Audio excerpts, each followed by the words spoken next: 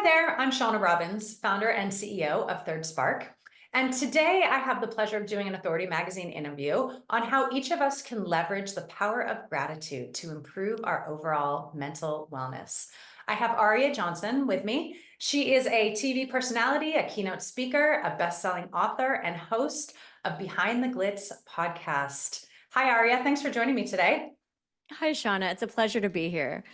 So let's talk about the power of gratitude. Tell me how gratitude's affected your life, how you kind of found yourself, really, I don't know, developing a mindset around gratitude.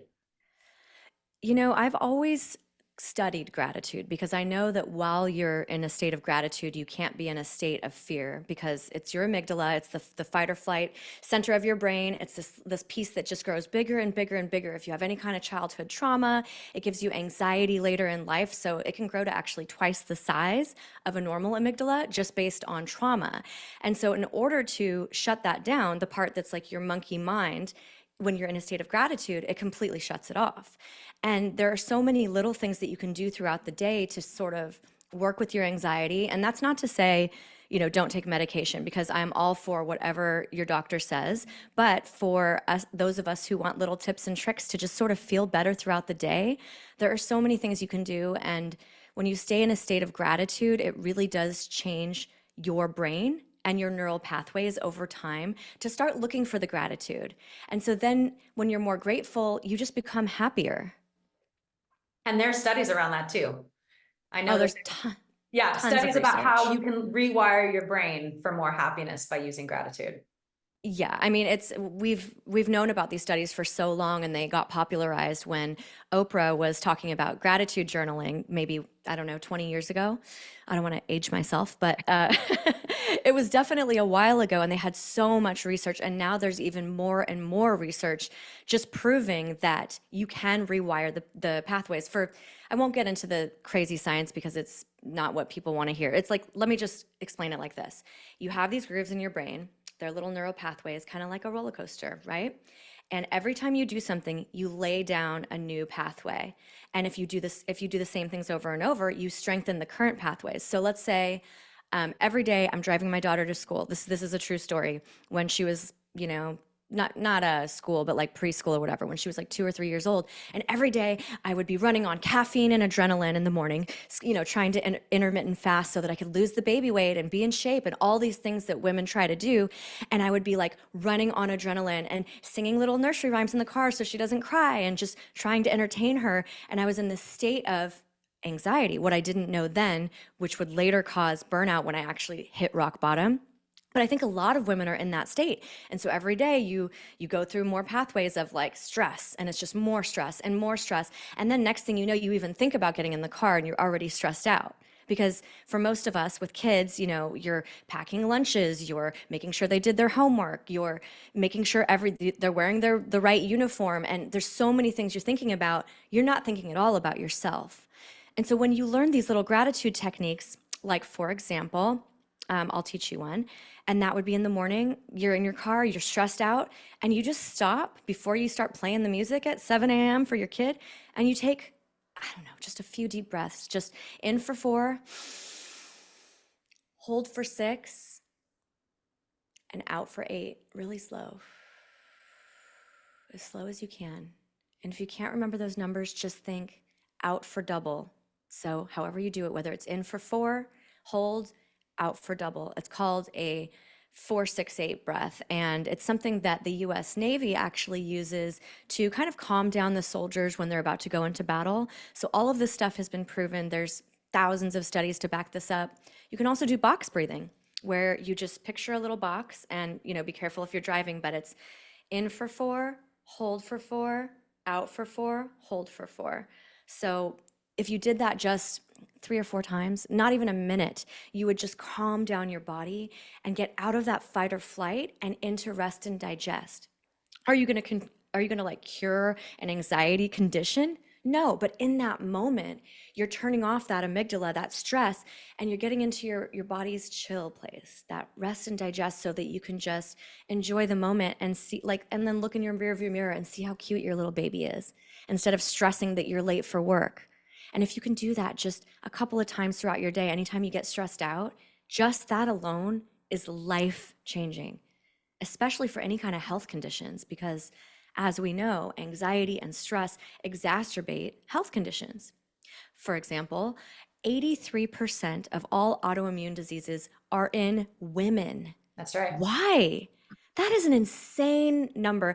And there's science behind it because our bodies aren't built to handle this. Okay, maybe they're not. But there's also an emotional side to things. Like there's a doctor, Gaber Mate, and some people think he's a quack, but I think there's something to it. And he's a real No, he's amazing. psychologist. Yeah. He's amazing. Yeah. And he says that these kind of things are based on your trauma. So for example, if you have trauma, there's proof and there's studies that you are more likely to have cancer, heart disease, diabetes, autoimmune conditions. And so for women, we aren't taught to rage it out like men. Like men will be like, they're mad at their friend and they'll punch each other in the face and then they're over it. And that released the body's stress signal, just like a dog shaking it out when they're scared, and they shake it out. So that's another technique you can do when you're feeling angry or upset or stressed. You can do it with your kids, is just shake it out. And that's somatic healing, and get that stress out of your body and then stop and think of 3 things you're grateful for. And just getting that peace in your life will make it so that you don't aggravate those health conditions, because maybe you have the gene for autoimmune disease, hypothyroidism, osteoarthritis, any of those type of things. But what happens is that gene gets activated when you are so stressed out for such a long period of time. So my goal in teaching women about burnout, how, peak performance minus the burnout. How do you perform at the peak level, whether you're a stay-at-home mom and you want to be super mom and make sure the house is clean and the dinner's made and every night it's a different dinner, and we have to make different dinners for our children because each children, one's eating grilled cheese and one's eating chicken nuggets and the husband wants something else. Or whether you're a corporate baddie or whether you're an entrepreneur, we are all stressed to the nines, and we have to figure out a way to take care of ourselves. And gratitude is just one piece of the puzzle, but it really boils down to self-care. And gratitude is a way that you can take care of yourself. And there's so many techniques I talked about in the article, but there's other things you can do for yourself as far as burnout goes that people are really unaware of. Because we're taught this bro science, right? We need an hour-long morning routine in the morning. And you're like, I have a 3-year-old knocking on my door. I can't even go to the bathroom alone. I am not doing a 20-minute meditation in the ice bath. Like, Yeah, that is I just so love that you insane. touch on that, because it's so true. It's like, I'm not going to sit in my infrared sauna and then soak in my cold plunge tub Right, and then go to the right. gym and lift weights Yeah. and Oh, then come yeah. home and eat, 50 grams of protein. Like it's Yeah. just, it's not reality. So, right. Right. Love And it it. is for some of us, like those are some of the things that I do now because I had to, because I hit rock bottom and had to. But I can teach you how to prevent getting to that spot by just do a 5-minute meditation on YouTube. Literally before your kids wake up. Like you're in bed, let's just say that you're in bed alone, or you just get some like headphones. Do like a morning gratitude 5 minutes guided. 5 minutes. Or you can do, like, if you're stressed, you can do a 5-minute relaxation or grounding or anything. And there's just somebody talking you through it. Or if you're in a bad mood, my favorite is raise your vibration meditation. And those just sort of get you into a fake happy place. And you know what? Everyone that's talking about toxic positivity can suck it, because we are not talking about toxic positivity. We are talking about saving our own lives. Because when you get sick, it is a spiral. And I should know, I was so sick it took me more than 5 years to get better.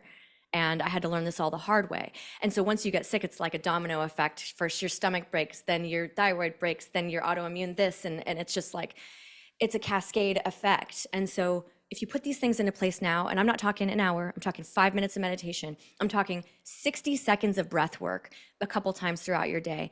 I'm talking about getting up out of your chair, like in your office, and dancing. Throw on a like Beyonce song or whoever your favorite artist is and dance for 2 minutes. And it's just telling your body that you love it. Because if you don't love your own body, it will rebel. And it's not my opinion, that's a fact. There was a study done, I'm sure you've heard of, the ACE study, which is Adverse Childhood Experiences Study, and it was 17,000 people out of Kaiser Permanente in San Diego. And they studied them over a 30-year period, and they tallied up every traumatic thing that happened to them, like whether it was an abusive parent, a divorce counted, it could be a parent in jail, like traumatic things like that, or it could just be your dad yelled at you too much. and the little brain couldn't handle it. And then they correlated it to like, and they took a lot of things into account, like money and, whether you're rich or poor. They accounted for that. But they correlated all of it with how many health issues you get. And what was crazy mind blowing is there was another study done later on that, like analyzing that study, and they were able to tell you which autoimmune diseases you would get, whether it was a T3 or a T2, whatever the heck that means, based on whether you were physically beat or you were yelled at by a parent. It's that specific. And so if we believe that our trauma is triggering our health issues, then we have to take control. And that control can just be a few minutes here and there. Like maybe you don't have an ice bath, but you can take 30 seconds of cold at the end of your shower. And that's great for you. And I'm not talking about pushing your body and doing hits at the gym, high intensity cardio. Like, no, if you're burning out, take it easy. Like, do some yoga, stretch, jump on a trampoline, like play with your kids, but move your body. Because in order to have energy, you have to use energy.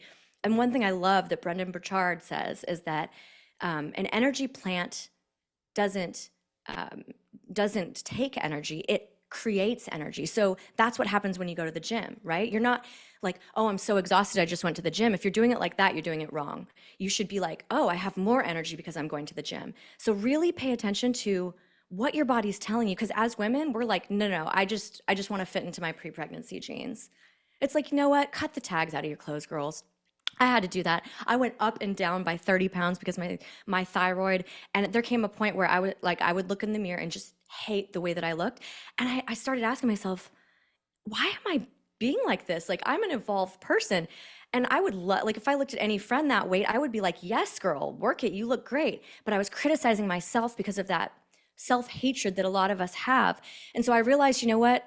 If I'm feeling this way, I'm gonna like pass this on to my daughter. So I have to change. And so I worked on myself and I did exercise. I cut out the exercises, mental exercises, cut out the tags in all my clothes, and I just bought new clothes. Like, no, yes, you're gonna feel like crap if you keep trying on the too small jeans. Just buy the size up if you can afford it. You can also just go to thrift stores. There's ways to do it if you can't afford it. But the point is, take the pressure off yourself and be kind to yourself, and then your body can heal. Yeah, amazing. Amazing. You unpacked so many things there in the last 10 minutes, and you were just so on fire that I just did not even want to jump in. But I absolutely love everything that you say between the different types of ways that you can use gratitude, the box breathing, the way that lifestyles can turn your genes on and off. We all know that's true with epigenetics. It's like there were so many points that you touched on that were just 100% right. And I'm just so grateful that you were able to do this interview with me today. So tell me how people can find you. How can people connect with you? Well, they can go to ariajohnson.com, or they can find me on Instagram at Aria Johnson Official, or Facebook /Aria Johnson. Just Google me, everything will pop up. And please reach out, DM me. I'm happy I could talk about this all day with you guys. And my goal in life is to help you. And if anyone wants to book me for a stage, I love doing keynotes on peak performance minus the burnout, or Great. the podcast, Behind the Glitz. Amazing. And where's your podcast? Where can people find It's it? on Spotify and Apple. Behind the Glitz, because it's like when you pull back the curtain, what's it really like? And that's what I like to talk to celebrities, athletes, self-development people, and find out like, what does it really take to perform at a peak level without burning out and to love yourself? Wow. Awesome. I can't wait to listen. All right. Thank you so much for joining me today. Awesome. Thanks for having me.